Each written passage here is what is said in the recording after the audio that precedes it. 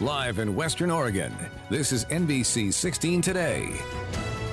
Good morning. Welcome into NBC 16 Today. Lily, it's Tuesday. Not always my favorite day of the week, but at least I didn't work Monday, so I'm not so grumpy on this Tuesday. Probably helping your day be better because I'm not sucking all the fun out of the air. Well, Tuesdays. I don't understand your Tuesday thing. Because, yes, this is technically not your Tuesday. This is like your, who knows? Who knows? 4-day week. Sure. And you just met a furry friend. I did. Now, not a bad Tuesday. I always will say, though, if Mondays get the bad rap, Tuesdays are really where the bummer's at because the week's still long, you're extra tired, but just not this week for me. Not this week. And I won't be as tired in the afternoon because it's not going to be too darn hot outside. Sunrise. Won't be cracking the 90s, which makes me just a much happier guy as I move through the afternoon. Let's head to the Weather Center and break it all down. Gorgeous sunrise.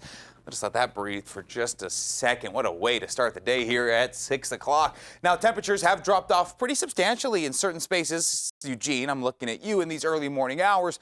Not necessarily meaning it's a frigid start to the day, just much cooler than it was yesterday. We're still talking high 40s, low 50s along the I-5 corridors. We get the day rolling. The coast a little bit warmer than that, even up into the upper 50s and Yachats at this 6 o'clock hour. Now, as you head south, it's a little more balanced where you see temperatures in the mid 50s along the I-5 corridor, very similar to what you're seeing out there along the south coast. Satellite radar, the camera not showing a whole lot of activity, but there is some low-lying clouds in the early morning hours that you're not going to see because they're a little too low for our satellite radar. Those will clear out because they'll be pushed out by some winds as we have a breezier afternoon, especially along the coast where sustained winds will be into the mid-teens, where we're probably talking low teens along the I-5 corridor. Once those clouds do get cleared out of here, temperatures will climb, not as drastically as the warm temperatures from last week, just we're talking mid-80s in those afternoon hours once the temperatures do warm up.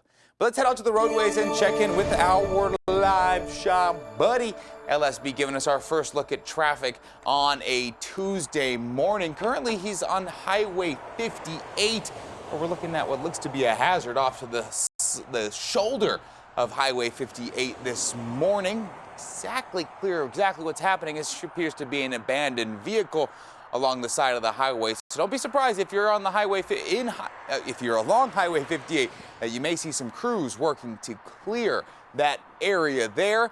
Road conditions still remain really nicely. Temps are mild in the mid 50s where LSB hangs right now.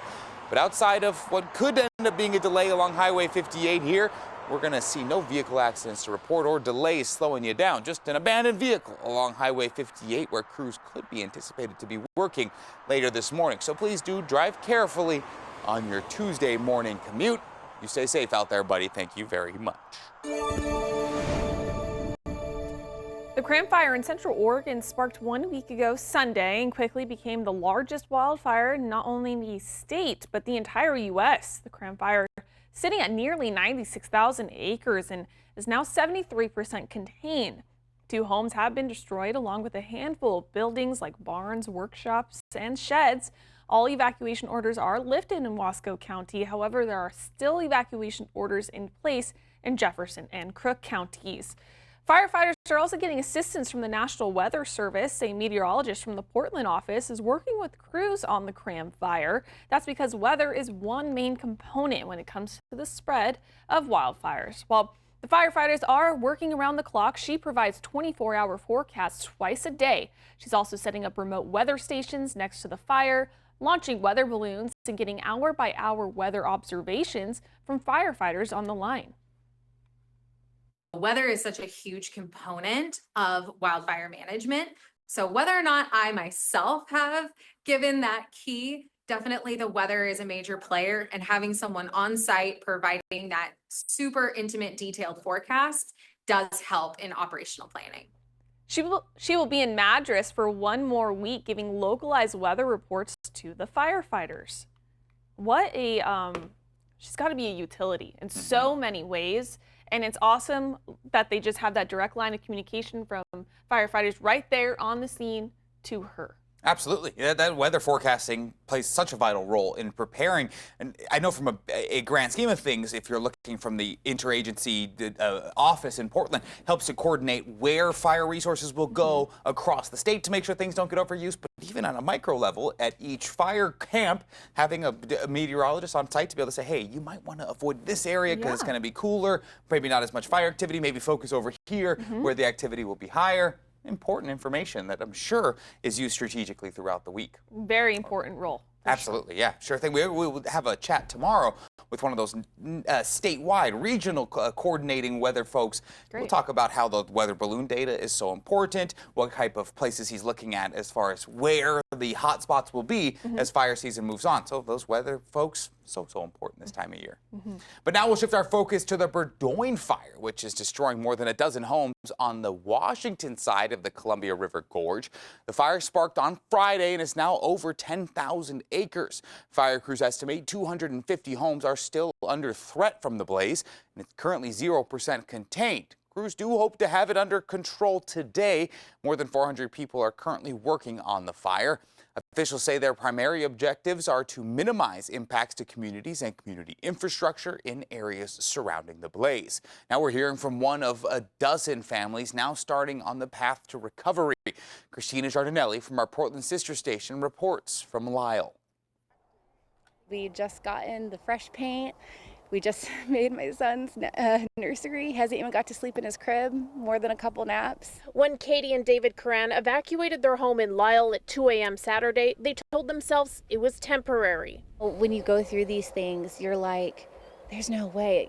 There's no way this could happen. Standing on the Oregon side of the Columbia Saturday afternoon, they watched the flames spread and realized there would be nothing to come home to. That rubble right there where that cloud of smoke is coming up, to the left is where our home used to be, and we watched the flames go all the way up behind the house, and she just couldn't watch it from that point, and we had to leave. The home has been in Katie's family for generations. It was so hard because he's sobbing, our son, just totally not understanding what's going on. I'm sobbing because this is my grandparents' home. It's been in my family, 40 years, 50 years. They, believe it or not, they actually moved here because their house burnt down in South Dakota, and this was their fresh start. Curran says the loss of her home is painful, but her thoughts are also with the dozens of others who lost everything. People like her neighbor Lacey Cars. Stuff's pretty replaceable, but some of our sentimental things that we weren't able to get, that's pretty heartbreaking. And all my son's firstborn things were there, and we let those go. But all my animals got out. Cars says she's seen many fires near Lisle over the years, but never thought one would take her home. My family's been here for over 60 years, and we've never seen structures lost like this. I'm Christina Giardinelli reporting. Thank you, Christina. FEMA is now authorizing funds to fight the Burdoin fire. Not only is the fire threatening homes in the area, it's also threatening railways, roadways, and power lines, as well as the Columbia River Scenic Area and a turtle habitat in that area. In Oregon, FEMA has authorized funds to fight wildfires 4 times so far this wildfire season. The Highland Fire in Crook County, the Applegate Road Fire in Jackson County, the Alder Springs Fire in Jefferson County, and the Rowena Fire in Wasco County. FEMA grants cover up to 75% of a state's eligible firefighting costs for those blazes. Grants do not include assistance for individual home or business owners. An NBC 16 update. Deputies in Deschutes County have recovered another victim from Dillon Falls on the Deschutes River, which is west of Bend. On Saturday, 6 people went over the falls. 2 people have died. 3 were rescued, and 1 person is still missing. Search crews have been using drones, K-9 teams, and patrol boats, as well as swift water rescue team members. The names of the people involved have not been released. And sad news from Hollywood. Actor Malcolm Jamal Warner, who rose to fame as Theodore Huxtable on The Cosby Show, has died at age 54, according to a close source to the actor. Warner died in a drowning accident in Costa Rica where he was on vacation with his family. The source said Warner was swimming Sunday afternoon when a current pulled him deeper into the ocean. Costa Rica's Judicial Investigation Police said people who were on the beach tried to help him, but he was declared dead by the Red Cross.